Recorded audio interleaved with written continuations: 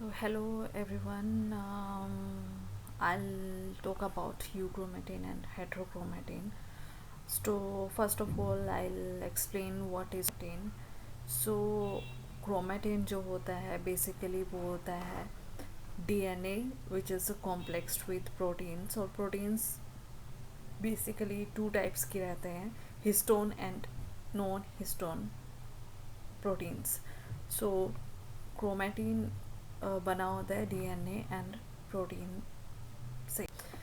Then further chromatin को classify किया जाता है टू टाइप्स में based upon the level of compaction which are heterochromatin and euchromatin. So आप इस इमेज में देख सकते हो जो यूक्रोमेटिन होता है उसका लेवल ऑफ कंपैक्शन जो रहता है कम होता है एज़ कम्पेयर टू हेट्रोक्रोमेटिन, जिसमें कि न्यूक्लियोसोम्स जो रहते हैं वो हाईली कम्पैक्ट होते हैं, whereas euchromatin is loosely packed DNA. So ये मेजर कैरेक्टरिस्टिक होती है जो डिफ्रेंशिएट करती है हेट्रोक्रोमेटिन को यूक्रोमेटिन से. Further, I'll discuss various other characteristics of these two types of chromatin. First is heterochromatin. So ये तो मैंने बता ही दिया कि क्रोमेटिन हेट्रोक्रोमेटिन जो रहता है ये हाईली कंडेंस्ड क्रोमेटिन रहता है और इसमें डीएनए कंटेंट बहुत बहुत हाई रहता है एज़ कम्पेयर टू यूक्रोमेटिन. और इसमें जो है वो रेपिटेटिव सीक्वेंसेस जो रहती हैं बहुत ज़्यादा होती हैं और इसको जीन पुअर बोला जाता है क्योंकि जो इसमें डीएनए रहता है that doesn't encode any protein.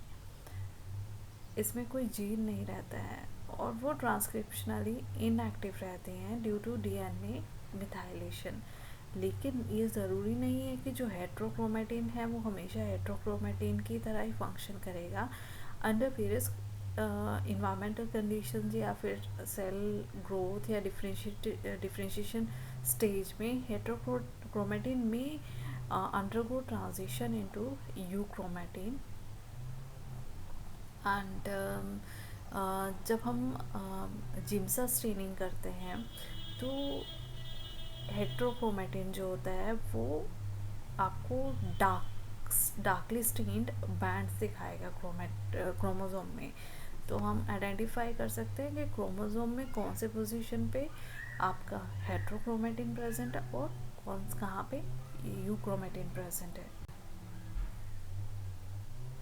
Next is heterochromatin types. तो पहले मैंने आपको बताया क्रोमेटिन. देन क्रोमेटिन के दो टाइप्स जो कि होते हैं heterochromatin and euchromatin. Then heterochromatin के भी डिफरेंट टू टाइप्स रहते हैं जो कि होता है फैकल्टेटिव एंड कॉन्स्टिट्यूटिव. सो जो फैकल्टेटिव हेट्रोक्रोमेटिन रहता है ये बहुत ही इंटरेस्टिंग फैक्ट है. ये फैकल्टेटिव हेट्रोक्रोमेटिन होता है ये सोमैटिक सेल्स जो होते हैं इन फीमेल्स उनमें प्रेजेंट होता है. तो ये तो हम सब जानते हैं कि जो एग और स्पर्म रहता है उन दोनों में जो डीएनए कॉम्पोजिशन होती है वो डिफरेंट होती है. क्या डिफरेंट होती है कि जो एग होता है उसमें XX क्रोमोसोम्स प्रेजेंट होता है whereas in oocytes X and Y chromosomes are present. Apart from these sex cells, जो हमारे सोमैटिक सेल्स होते हैं उसमें भी XX फीमेल में रहता है और XY जो होता है वो मेल में रहता है. अब क्या होता है कि जो X एनकोडेड जीन्स रहती हैं वो फीमेल सोमैटिक सेल्स में क्या है डबल है as compare to male somatic cells. So इन दोनों को इक्वलाइज करने के लिए क्या होता है जो one of the X chromosomes in somatic cells it undergo inactivation और ये फैकल्टेटिव हेट्रोक्रोमेटिन फॉर्म करता है. ओके और इस प्रोसेस को हम बोलते हैं dosage compensation.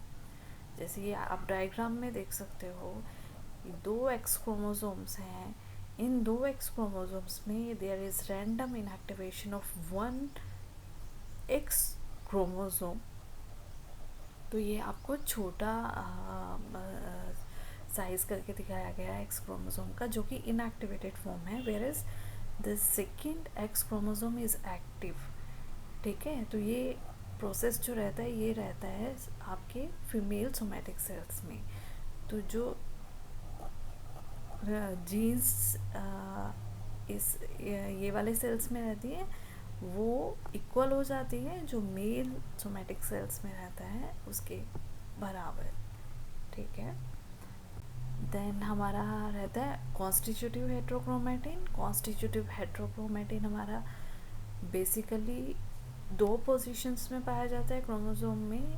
First one is centromere and second one is telomere. तो सेंट्रोमियर क्या रहता है? सेंट्रोमियर वो पोजीशन है जहाँ पे टू सिस्टर क्रोमेटिड्स आपस में इंटरेक्ट करते हैं, और ये वो ही पोजीशन है जहाँ पे आपका स्पिंडल फाइबर्स अटैच करता है during metaphase of mitosis. Cell division में आप पढ़ोगे कि मेटाफेज के दौरान जो होता है क्रोमोसोम्स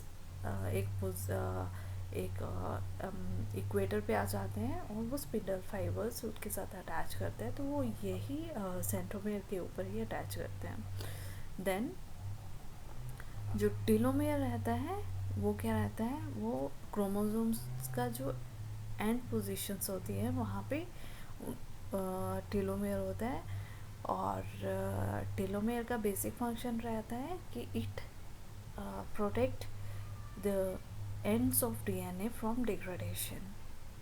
Okay,